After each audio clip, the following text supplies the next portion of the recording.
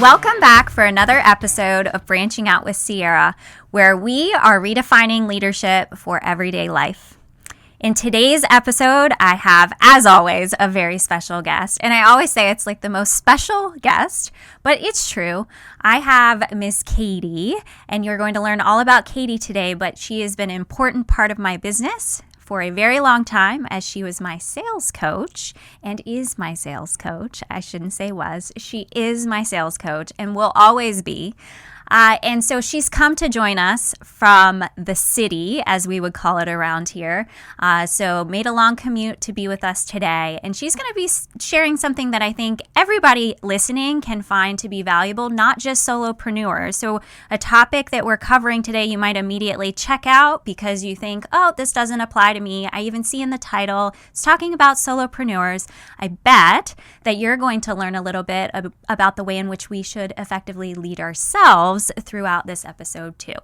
So today's episode is breaking the revenue ceiling, why solopreneurs get stuck, and how to lead through it.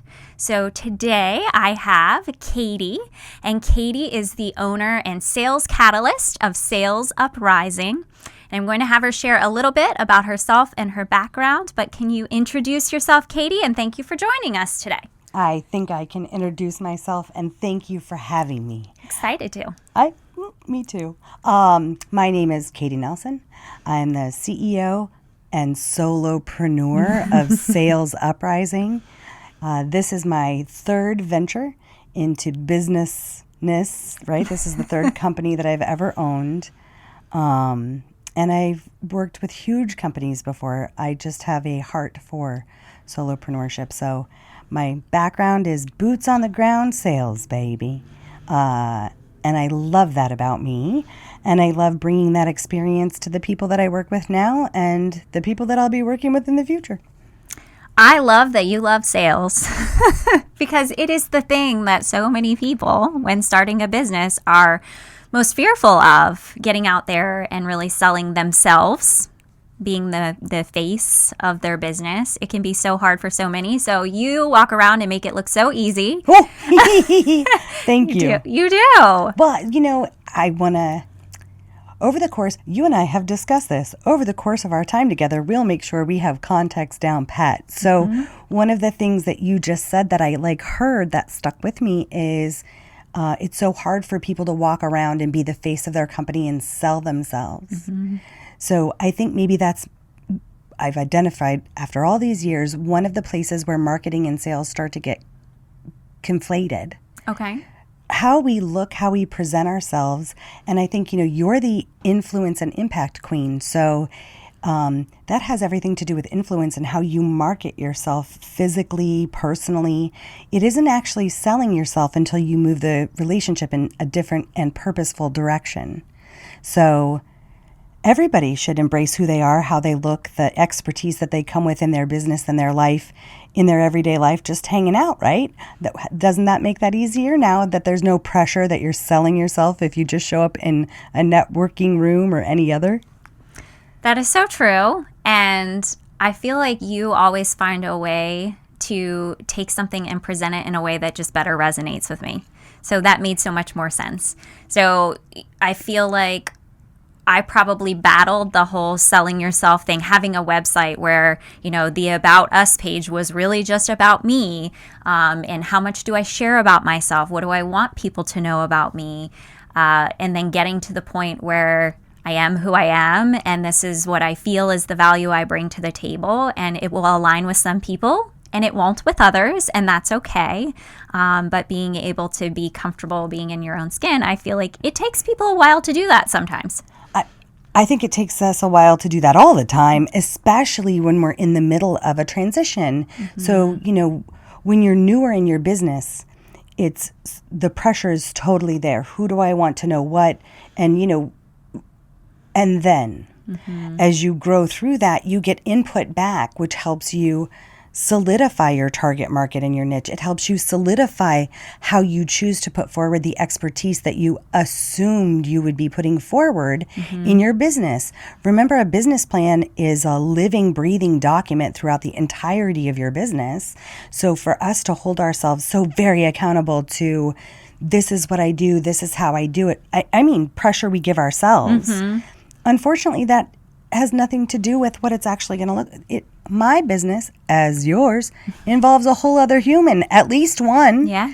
And so how you came to being more comfortable, I would put money on, is through the feedback that your clients gave you as you were growing your business. Yeah, the positive reinforcement that you're doing something right. Absolutely. I was joking around that now that I've hit 5 years, I think I might have proof of concept. I might be okay now, but I never want to get too confident. I don't think that's in your bones, Okay. right? Where we've seen that some in other places. That's not, learning will always be integral to who you are and how you continue to present yourself, which is amazing. For me and my business, proof of concept is never going to have a year on it. 5 years is a milestone in that. Small business statistics would tell you it was probably unlikely you were going to be here.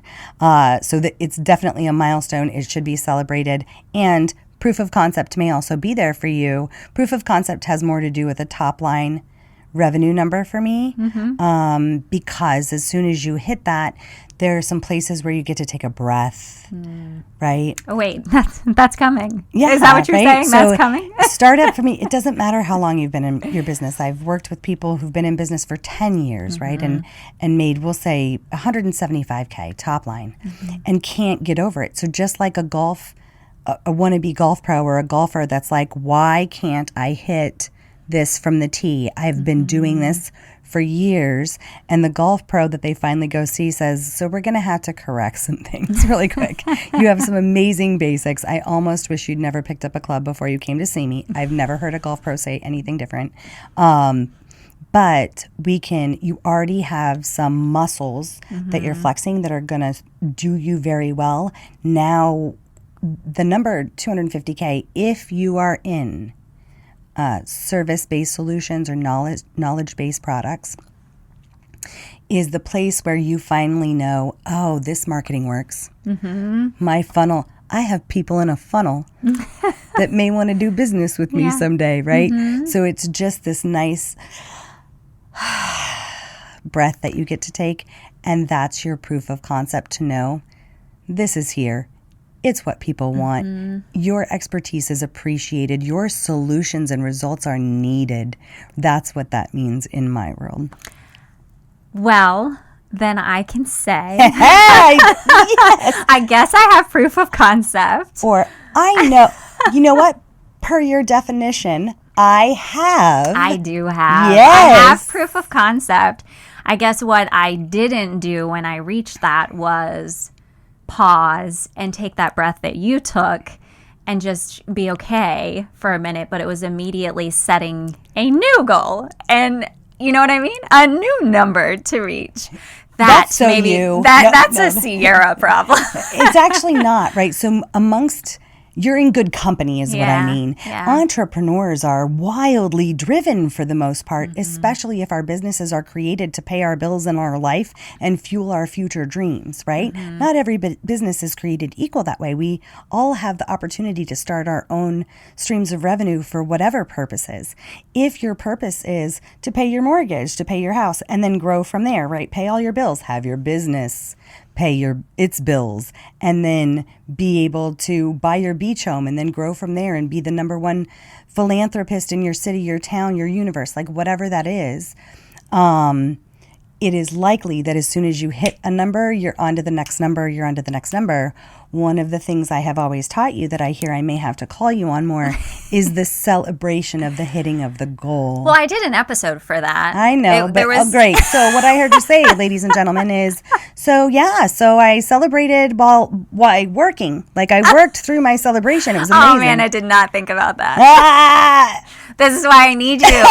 Guys, this is why Katie is amazing, because she will call you out. And that is specifically why I chose to work with you, because I need someone who will just give me the honest, raw with feedback. love. Yes. Yes. Yes. Don't worry, I have to have a person like that for me too, right? But yeah, so right after startup phase, there's 4 stages Okay. in how I run my business and support my clients. So there's startup, which is post-launch, post-revenue. So you've already gone through your checklist. You've got all your things. You've made a little bit of money. And so from post-launch, post-revenue, there's me at startup. At your 250K, where you get to take that breath, take that breath. Yes, I heard that. and celebrate both publicly and privately, because that is such an amazing accomplishment. And we want our body to feel us celebrating our accomplishments so that it gets excited to do so. I mean, we ask a lot, right? Yes. Next number. There's this tiny little phase of business called the hot stuff phase. I'm editing myself. You know, I would never say that. Yes, so thank you for that. You're welcome. But it is. It's like the hot stuff phase. Like, ooh, I'm hot stuff. And it lasts a split second for most entrepreneurs, because literally the next thing they think is, how do I do it again? How do I do it more? How do I do it better? What can I add or take away? How do I start scaling? I mean, then your mind gremlins really start going buck wild, you know. Yeah. And then you get to expand. So, which is the 3rd phase before you get to thrive, which is the 4th. Well, that gives me something to look forward to. Thank Yes, you ma'am. for sharing that. So, taking us way back to the beginning of Sales UpRising, which has been how many years? It'll be 9 in August. Congratulations. Thank you. That's a big number. It is not a small number. It also means that I've held a Schedule C or K1 for almost 15 years. So I've been a business owner under my own steam for a minute. That's something to be really proud of. Congratulations. Thank you. You obviously saw a strength in yourself in being able to coach people in this area, but were there specific situations you found yourself in where you first identified that strength, or a pattern in behavior you saw in yourself where you're like, I should start doing this more often? What a great way to look at that. Yeah, I've been bossy my whole life. No, I'm joking. Not so much that. It starts with, I've been in sales since I was 15 and a half. Okay. And what you'll notice, for anyone listening through all of your stations and all of your places, for anyone who has made their career out of selling, they will recognize these statements.